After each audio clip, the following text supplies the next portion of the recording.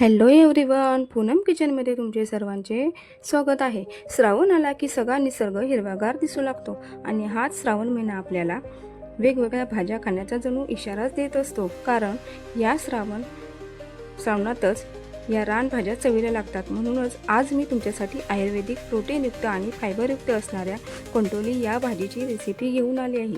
तर व्हिडिओ शेवटपर्यंत बघा।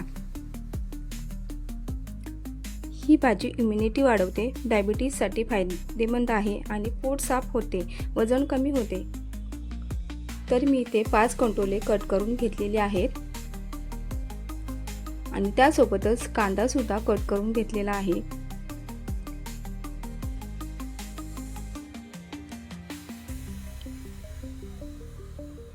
तुम्ही 2 कांदे वापरले तरी चालेल। मी इथे 2 कांदे घेतलेले आहेत आणि कट करून भाजी घेतली। पुढे लसणाच्या पाकळ्या घेतलेत, कोथिंबीर घेतले आणि चणा डाळ मी भिजवून घेतली होती, सकाळी भिजवली होती। आणि ते वाटण आहे कांदा, जिरे आणि खोबऱ्याचं, ते घेतले आणि थोडंसं शेंगदाण्याचं कूट देखील घेतलेलं आहे। आणि लाल तिखट मी 2 चमचे घेतले। तर इथे तेलामध्ये चांगलं कढईमध्ये थोडंसं तेल टाकून राईची फोडणी द्यायची आणि लसूण असा थोडासा मोठा ठेवला तरी ठेचून घ्यायचा चालेल।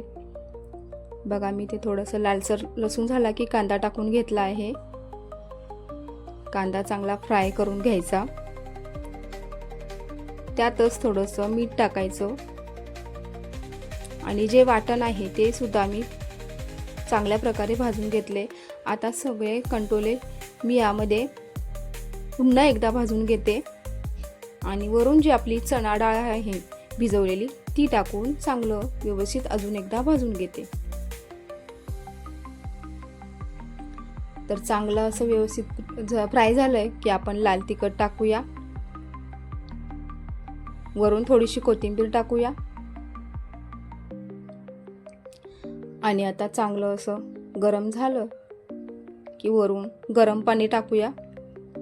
गरम पाण्याने डाळ आपली चांगली शिजली जाईल, त्यामुळे आपण जास्त गरमच पाणी टाकूया।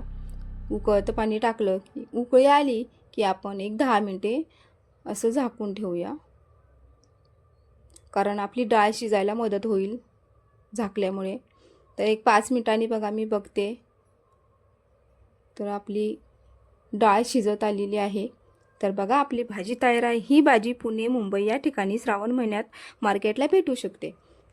तर माझी रेसिपी तुम्हाला आवडत असेल तर कमेंट करा, शेअर करा आणि पूनम किचन चॅनेलला सबस्क्राईब करा। थँक्यू।